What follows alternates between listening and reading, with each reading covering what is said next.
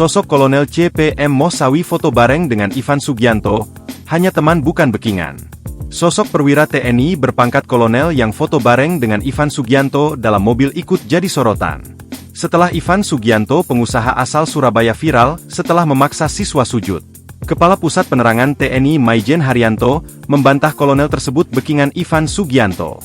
Kepala Pusat Penerangan TNI Maijen Haryanto mengatakan foto viral tersebut diambil pada 18 September 2024. Dikutip dari Instagram Infokomando Official, Haryanto mengatakan bahwa Ivan dan perwira menengah TNI itu hanya teman biasa dan sudah bersahabat sejak lama.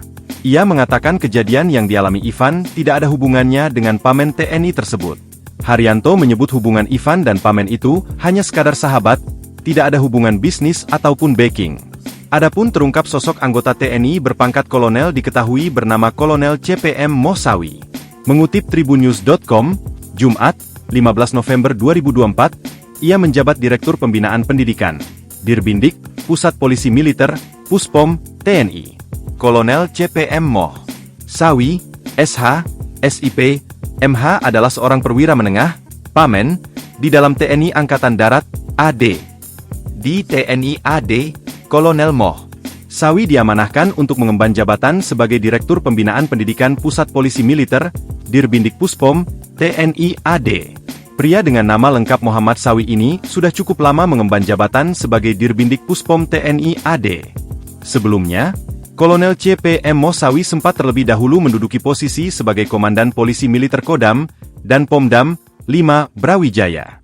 Kolonel Moh Sawi tercatat aktif menjabat sebagai Danpomdam 5 Brawijaya pada Maret 2021 hingga Oktober 2022. Ia juga memiliki rekam jejak karir yang cemerlang selama bertugas sebagai prajurit TNI AD. Ia merupakan anggota TNI dari Kecabangan Korps Polisi Militer atau CPM.